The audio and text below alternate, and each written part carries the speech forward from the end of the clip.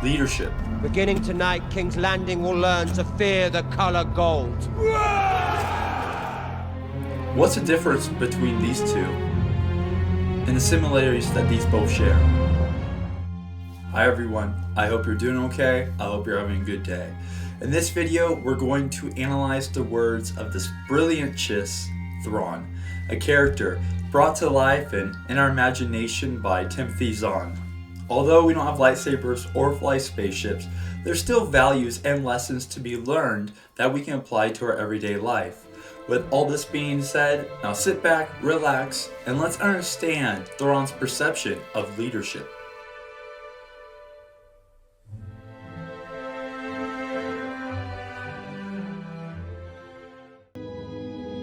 Leadership and obedience are the two legs on which a warrior's life is balanced. Without both, victory cannot be achieved.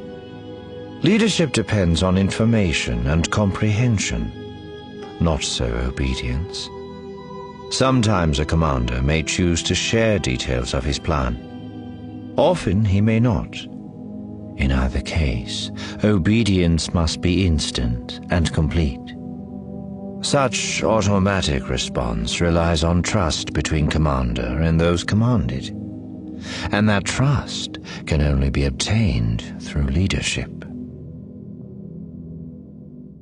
One commands and the other that follows, a hierarchy in place to stabilize an organization, whether it be work, sports, military, or interpersonal relationships. There must be a strong unionship. Although straightforward, obedience isn't guaranteed.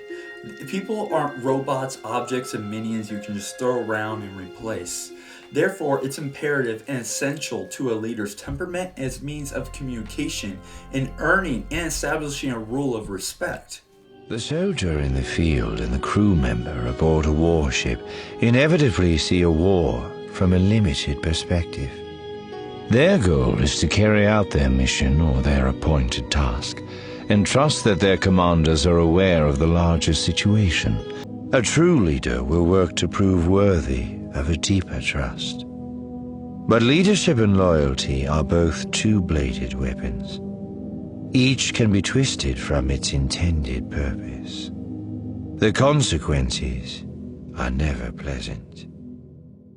A true mark of a leader is evaluating those who follow and believe. A willingness to venture in blind onto new territory and have the utmost faith that your captain is going to lead you to success. But trust goes both ways, as a leader is just another individual of limited control if they can't rely on their people. As like any one-sided relationship, it's doomed to fail. Trust later turns into loyalty, which is one powerful tool.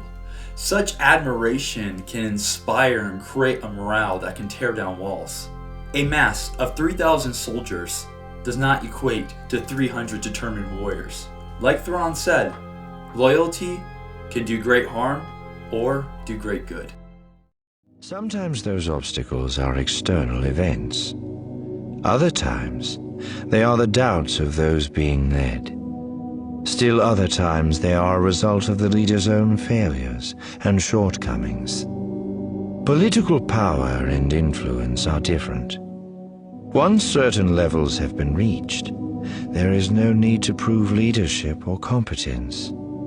A person with such power is accustomed to having every word carefully considered, and every whim treated as an order. And all who recognize that power know to bow to it. A few have the courage or the foolishness to resist. Earned, given, names, titles, position don't determine a leader, yet those that have can share the same power. Those with high political influence can breed the worst in people, sitting in their nests, complacent, isolated, and living their own reality with no effort or little care for those they represent. This selfish, corrupt, and egocentric command can ruin a society. One person harboring all resources and ability, sharing nothing with the people, creates an unallocation, undistributed means of power. A good leader learns to give opportunity and provide means of better living for everybody. There are times in every commander's life when he must yield the stick of authority to a subordinate. Sometimes the reason is one of expertise, when the subordinate has skills the commander lacks. Sometimes it is positional, when the subordinate is in the right place at the right time and the commander is not. An intelligent leader learns how to delegate, as not one person can know it all, let alone have the time. Therefore, it's the job of who's in command to relinquish power onto those who have specializations or know more in certain areas to better the overall community or their goal. A leader with humility, giving his or her people the ability to speak freely, will only strengthen the bond. Example, a head coach can only run so much. When it comes to details and experts, he leaves it to the offense and defensive coordinator. In closing, Thrawn understood the value of what it takes to be a leader. However, there's one major element he did miss: charisma. A particular person that can cultivate those with their words. Such a skill that can evoke feelings and emotions that can shift the world. Whether it be a mission, a project with a deadline, a movement, or just simply a victory in a game. Lastly, not everyone can be a leader. It's no easy task, and it's a responsibility not to be taken lightly. There's a reason why the presidents age within 4 years. To wield this amount of power takes a toll on the body, mentally and physically. Every action has a reaction. You will be loved, but ultimately you will be hated as well. Just like King Viserys said in House of Dragons, you cannot please everybody.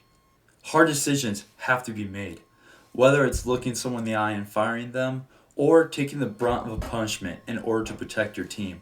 To live with the choices and the consequences that come with them, as glory and failure go hand to hand. Thank you for watching. I might be doing more of these series of Thrawn's journals and such. Also, I will be doing more Elden Ring lore, and this new Star Wars Andor series is coming out. So I have a lot more work to do. Plus with my full-time job, football and this, I definitely be very busy. But nonetheless, I will have a video for you every week. Until then, have a great rest of your day. I will see you all next time. Take care.